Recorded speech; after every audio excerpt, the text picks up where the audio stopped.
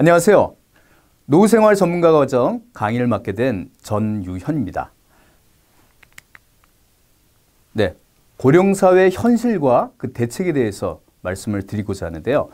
이걸 통해서 결국 우리가 앞으로 관심 있게 되는 그 액티브 시니어들 중에 액티브한 이런 분들의 이 대책의 하나로서 제가 자연스럽게 연관을 시킬 텐데 그 과정을 한번 잘 생각하시면서 따라오시면 도움이 될 것 같습니다.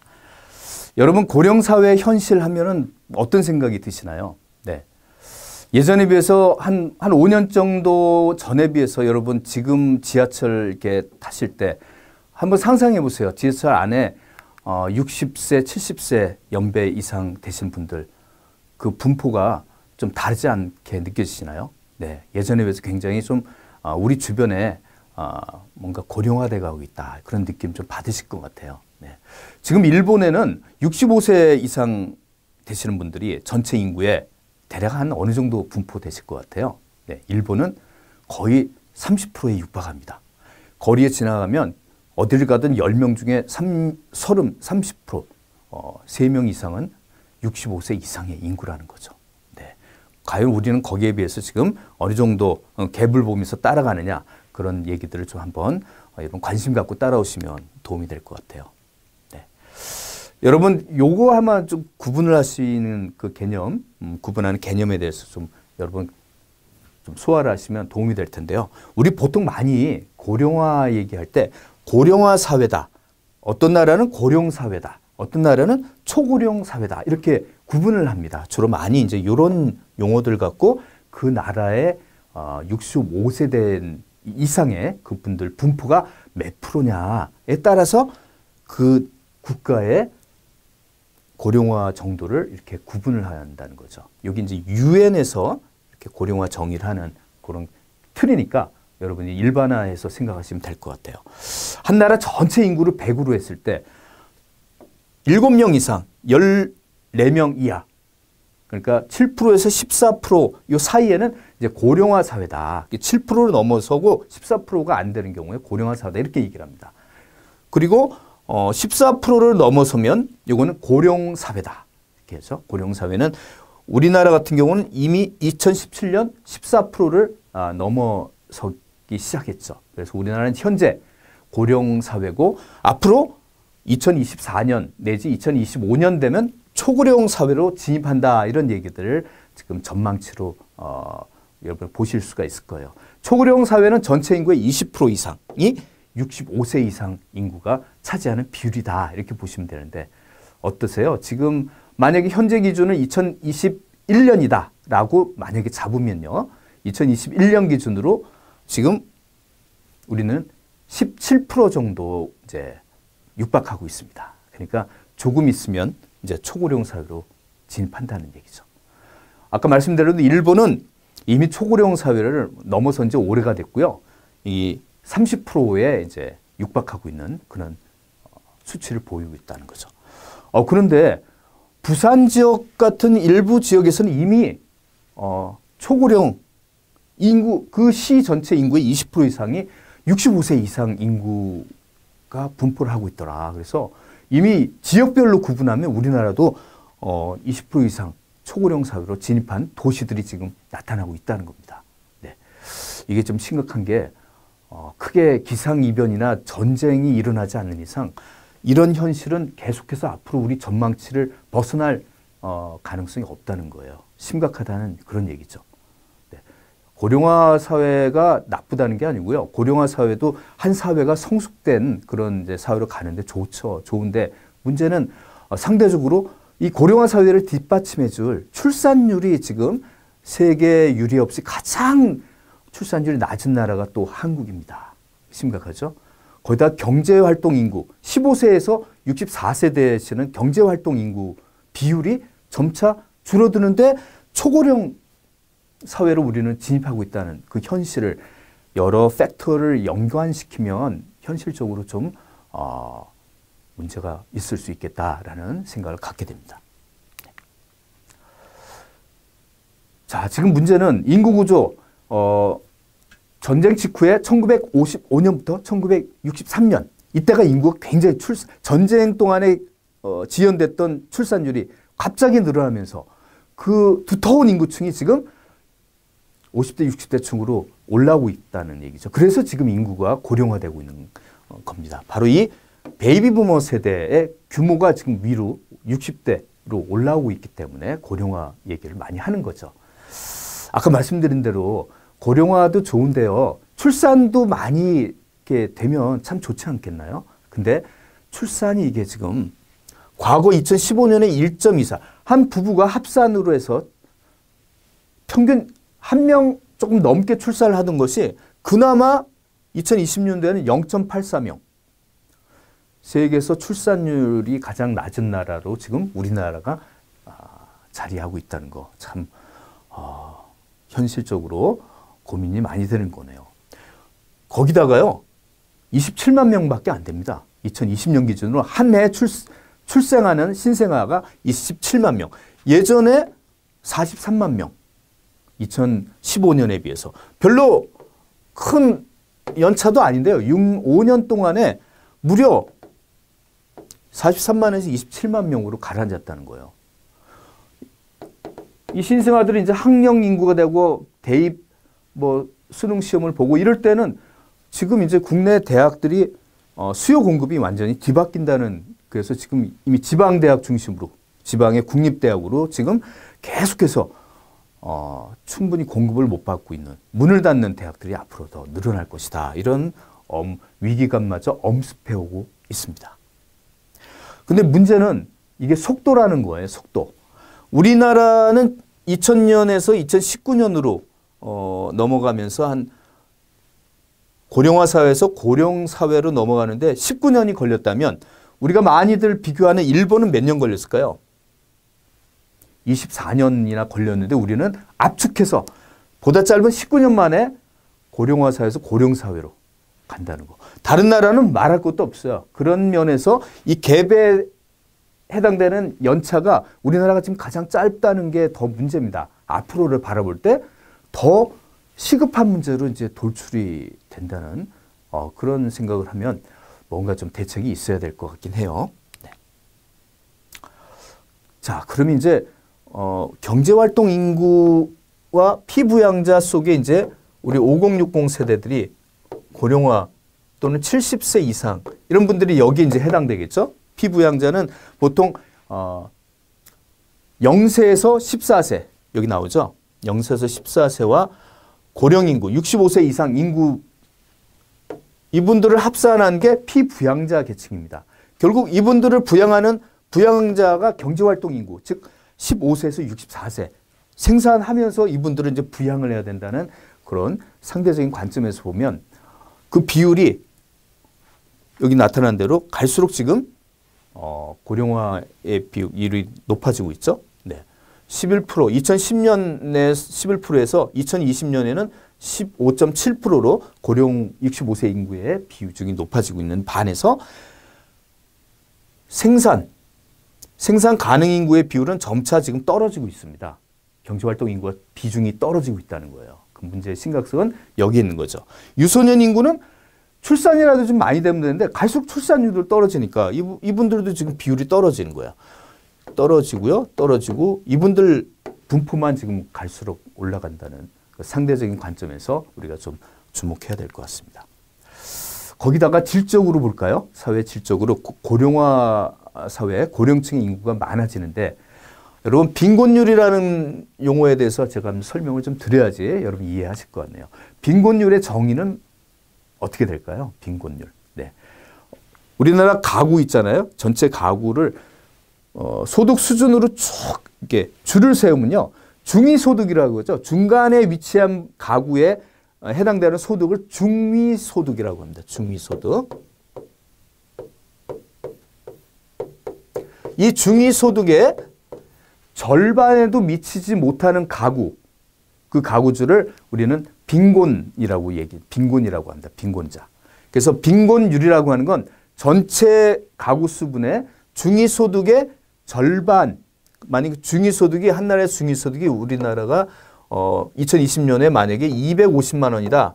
그러면 중위소득의 절반인 125만 원, 네, 125만 원의 이하에 해당되는 가구주 그분들이 이제 빈곤층이다 이렇게 정의를 하죠. 그래서 노인 빈곤율은 노인 전체 인구 65세 이상 전체 노인층 중에 소득으로 봤을 때 우리나라 전체 중위소득의 절반에도 못 미치는 노인분들의 상대적인 비율을 노인 빈곤율이라고 한다. 이렇게 정의를 유엔에서 내립니다. 그러면 우리나라는 그 수치에서 OECD 몇입니까? 표에 보시죠. 몇인 독보적으로 1위입니다. OECD에서 40%. 48. 거의 절반이 65세 이상 고령층 전체 절반의 거의 절반은 빈곤층이다라고 이렇게 이 정의에 의하면 우리는 얘기할 수밖에 없어요. 다른 나라에 비해서 일본만 해도 나이 드신 분들이 또 여러 가지 자산을 갖고 지금 활동하시는 분들이 많기 때문에 비율이 상당히 적어지는데 우리나라의 비율은 상대적으로 굉장히 높다라는 이제 문제를 갖고 있네요. 다른 나라는 아무래도 그 선진국들은 이런 비율이 낮을 수밖에 없겠죠. 네, 노인 빈곤율이 이런데 과연 이런 우리 고령 사회, 우리 현재 고령화 사회가 아닌 고령 사회라고 했죠. 우리 고령 사회 문제점을 한 4가지 정도 간단하게 짚어보면 여러분이 앞으로 우리나라 어떻게 해야 될까? 그럼 이 과정에서 제가 어떤 대책으로 얘기를 할까? 이런 관점에서 한번 따라오시면 좋을 것 같네요. 자, 고령층이 늘어나는 사회의 문제점은 아무래도 이 경제 성장률에 대해서 얘기를 많이 할 수밖에 없습니다. 네. 여러분, 한 나라의 생산 총액, 국내 총생산이라고 GDP라고 얘기하죠. GDP의 액수는 그 주체에 따라서 민간, 정부, 수출, 해외, 시장 이 세 부분으로 나누면 민간 소비, 정부 지출, 순수출 이렇게 구분이 이제 분류가 되죠. 근데 만약에 한 사회에 고령층, 생산 영역을 벗어난 고령층의 비율이 굉장히 높아진다. 그러면 어디에 영향을 줍니까? 이 3가지 구성요 중에 우선은 민간 소비에 큰 하락이 예상된다. 왜냐하면 소비 자체는 좀 생산 가능한 경제 활동 왕성하게 하는 분들이 아무래도 65세 인구층에 비해서는 소비의 규모가 상대적으로 크다는 거죠. 그러니까 한 사회가 경제 활동 인구는 줄어들고 고령 사회로 간다. 그러면 민간 소비는 떨어질 수밖에 없어요. 거기다가 정부 지출도 사실은 고령화 세대에 대한 여러 가지 의료라든가 연금 지출이 많아질 수밖에 없어요. 그렇죠? 그리고 특히 우리나라의 고령층의 소비 성향, 1인당 소비 성향은 미국이나 일본에 비해서 훨씬 떨어집니다. 그러니까 연배 있으신 분들이 미국 노인에 비해서는 좀 적게 소비할 수밖에 없는, 아까 노인 빈곤율도 있었지만 소득 수준이 떨어지니까 아무래도 소비도 적을 수밖에 없다는데 이 경제 성장에 미치는 영향을 우리가 이해할 수가 있겠네요. 거기다가 앞으로를 볼까요? 앞으로의 경제 성장률은 어떨까요? 잠재적인 경제 성장률도 지금 갈수록 앞으로 떨어질 것이다. 지금의 저성장 시대가 앞으로 계속 양극화와 함께 전체적인 경제 성장률이 밝지가 않습니다. 네, 그러니까 국가적인 차원에서 이제 고민이 있는 거예요. 거시적인 차원에서 해외의 동남아라든가 해외 노동력을 이제는 공급을 해야 될 수밖에 없다라고 지금 이미 우리가 그렇게 활용을 하지만 노인들의 은퇴 비율이 이제 너무 높아서 해외에서 수급을 받더라도 이게 한계가 있다는 겁니다. 그래서 미리 제가 잠깐 힌트를 드리면 시니어층, 고령층 중에 지금 적극적으로 활동하시는 젊은 고령층들이 앞으로 늘어난다라고 보면 정부나 아니면 우리 기업에서도 이분들을 생산과 소비 활동에 활용하면 뭐 이런 수치들에 좀 도움을 주는 활동으로 이용하면 어떨까라는 저는 생각을 다음에 이제 말씀을 드리도록 하겠습니다. 그리고 또 문제는 연금, 국민연금과 건강보험 이 문제도 지금 같이 고령화에 따라 나오는 문제점으로 이제 대두되고 있습니다. 국민연금 하면은 연관 검색어로 많이 나타나는 용어가 뭘까요, 여러분? 연관 키워드. 국민연금 치면 옆에 고갈이라는 용어가 심심하게 나타납니다. 네. 지금 고령화의 인구가 점차 위로 올라갈수록 이제 두터워지니까 국민연금 지출액이 많아질 수밖에 없겠네요. 그래서 많은 사람들이 전망치가 크게 엇갈리지 않고 있습니다. 2050년 또는 40년대 후반 정도 되면 연금이 이제 국민연금이 다 고갈이 될 것이다 라는 내용들이 지금 나오고 있죠. 네. 이런 문제들을 이제 해서 연금 지출액을 좀 줄여야 된다부터 해서 연금 받는 수급 나이 기준을 좀 올려야 된다 여러 가지 얘기들 나오고 있는 거 여러분 좀 들어보셨을 것 같아요. 자, 국민연금만 또 문제가 될까요? 또 하나 걱정되는 게 건강보험.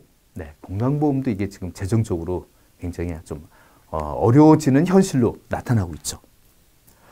고령층 한 분당 진료비가 보통 315만 원이라는 거 이렇게 나오는데 이거는 전체 인구의 평균 3배 이상을 넘어서고 있습니다.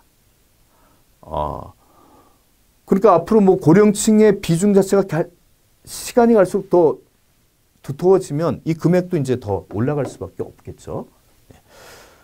아무래도 향후 진료비 자체가 증가할 수밖에 없는 게 의료기술이 발전하면 어떻게 돼요?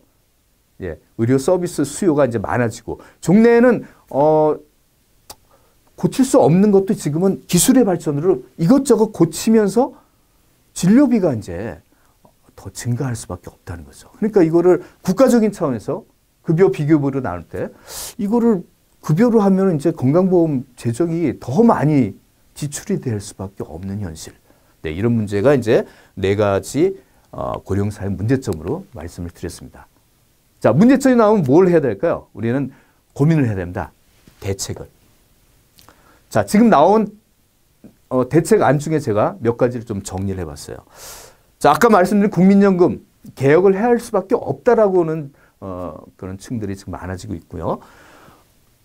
건강보험도 검진을 사전에 예방을 하는 검진을 해서 사후에 지출되는 건강보험 금액을 좀 줄이자. 이런 이제 방안들이 많이들 거론되고 있는 대표적인 대책안이 되겠습니다. 그래서 수급 연령 높이고 금액을 조금씩 줄이는 차원에서 우리가 사회적 동의를 얻자. 네, 그런 얘기들 하고 있고 건강보험은 어때요? 건강보험이 지금 재정이 악화되기 때문에 여기 대해서도 우리가 사회적인 동의를 얻어서 뭔가 하자. 근데 지출액을 줄일 수는 없고 대신 예방검진이라는 얘기를 하고 있죠.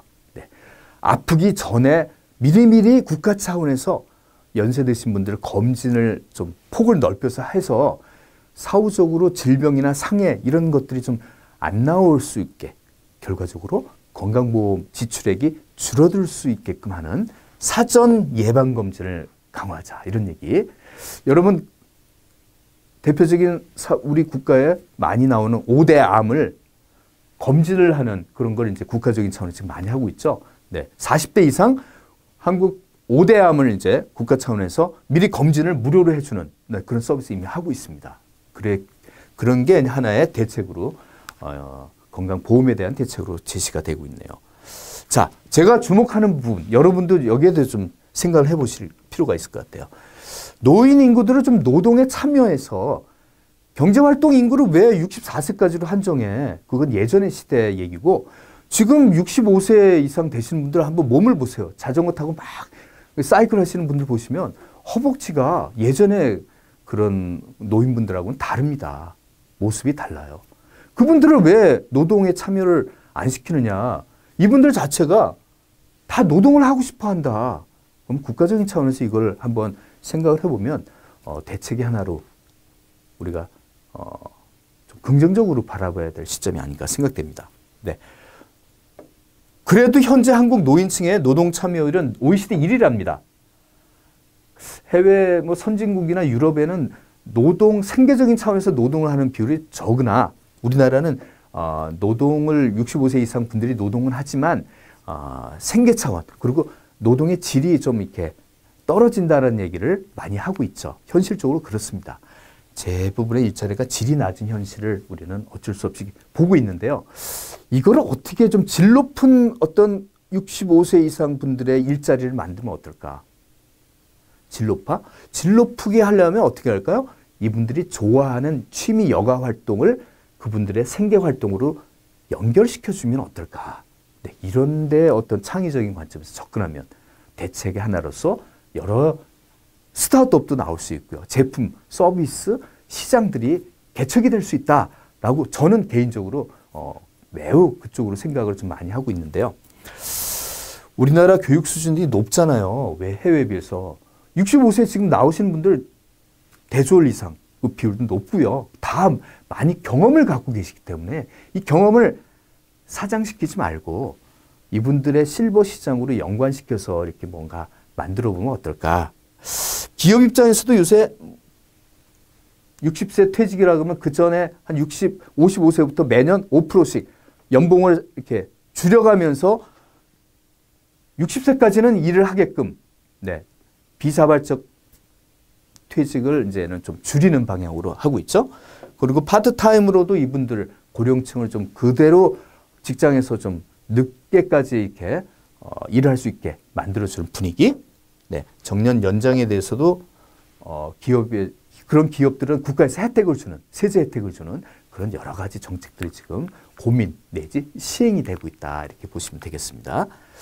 그래서 활동적인 고령층, 네, 이런 고령층을 적극적으로 활용하자라는 제가 대책 중에 가장 강조하고 있는 부분이 이 세 번째 안이 되겠습니다. 이분들을 여가 활동도 적극적으로 하셔요. 그 다음에 소비 활동까지 적극적으로 자기 투자를 아끼지 않는 분들, 요새 50, 60, 70 분들, 이분들을 활용하면 노동 공급에도 소비 활동에도 양자 다 긍정적인 우리나라 경제 성장에 활용할 수가 있다는 그런 측면을 한번 생각해 보면 좋을 것 같습니다. 자, 소비 활동. 이분들 이런 활동 굉장히 즐겨 하시는 게 요새 10년 전에 5060 세대와 달리 지금의 5060은 어때요? 여기에 대한 투자를 많이 하시는 분들이에요. 물론 이제 소득이 좀 적으신 분들은 한계가 있지만 예전에 그 소득을 갖고 지금 즐기시는 분들이 많은 그런 5060 세대들은 충분히 노동력 공급에도 그분들은 일을 원하시기 때문에 자기 취미로 하는 일자리가 있다 그러면 그런 걸 적극적으로 하겠다 그런 표현을 하시기 때문에 얼마나 좋습니까? 일도 하고 돈을 벌어서 소비 활동도 충분히 하는 그런 계층으로 지금 올라와 있는 게 지금의 5060 세대입니다. 그 다음에 지금 말씀드린 게 여기 다 있네요. 경제력을 겸비하고 소비 성향, 활동성이 높은 고령층이 제가 다음 강의에서 계속 말씀드릴 핵심적인 액티브 시니어층들이다. 이렇게 다음 강의에서 제가 구체적으로 더 소개해 드리는데 이런 고령층의 용어를 예전에는 실버 세대라고 했지만 지금은 실버 세대 용어를 그분들 자체가 좀 싫어하시고 그 실버라는 게 예전과 지금의 고령층의 실버는 의미가 다르다. 퇴색됐다. 그래서 요새는 액티브 시니어, 욜드, 58 뭐 이런 트렌드 용어로 기본 실버 세대라는 용어를 대체해 가고 있는 그런 추세입니다. 여러분 딱 보시면 욜드 하면 조금 생소하실 거예요. 근데 영어로 써놓으면 그렇지. 나이는 드셨는데 옛날과 달리 젊은 고령층이다. 그래서 영의 Y와 OL들을 붙여서 욜드라고 하는 거예요. 뭐 이런 용어도 있는 노모 엉클. 더 이상 아저씨가 아니야. 꽃중년이라는 얘기 그런 얘기 들으실 분 있으실 거예요. 58세대. 그래서 뭐 반짝반짝 같은 빛나는 보석이라는 58을 붙였는데 이게 준말이에요. 명칭이 old people with active life를 추구하는 old people 58세대라고 합니다. 네. 오늘 트렌드 용어 좀 상식적인 우리가 많이 쓰는 용어들 여러분 좀 이렇게 앞으로 활용해 보시면 좀 도움이 될 것 같기도 합니다. 자, 이분들은 IT로 굉장히 무장이 된 분들이다. 가 예전의 실버 세대와 지금의 액티브 시니어 욜드 58세대들이 근본적인 차이점 중에 하나는 예전의 고령층에 비해서 요새는 IT를 적극적으로 활용하는 그런 층들의 비교가 되겠습니다. 자, 활동적인 고령층은 이런 8가지 특징이 있다. 그래서 여러분이 액티브 시니어라고 하면 액티브한 실버 세대다. 예전의 실버 세대 중에 액티브한 분들은 일반적인 시니어 중에 이런 특성이 한 3개 이상 있으면 이런 분들은 이제 액티브 시니어다라고 해서 여러분 스스로가 한번 나는 얼마나 그런 잠재력을 갖고 있을까 자가 평가를 한번 해보시면 좀 재미있을 것 같습니다. 전반적으로 어때요? 예, 이분들은 소비 성향, 적극적인 활동, 여가 활동, 자기에 대한 투자, 이런 거에 관심이 많다. 돈과 건강과 활동과 취미, 여가 이런 거에 적극적인 이런 활동적 고령층의 특징을 지금 말씀을 드렸습니다. 자, 마지막으로 일본의 고령화 대책 재미있는 사례 하나 소개해드리고 마칠까 합니다. 자, 일본 30%가 지금 65세 인구의 비율이라고 했습니다. 이 초고령 세대보다 더 30%를 넘어섰을 때 용어를 만들어야 될 지경이에요. 전체 인구의 30% 이상 되는 건 초고령에다 뭘 또 만들어야 될 것 같아요. 그만큼 심각한 일본의 고령화에 여러 가지 재미있는 대책이 나오고 있다는 거죠. 네.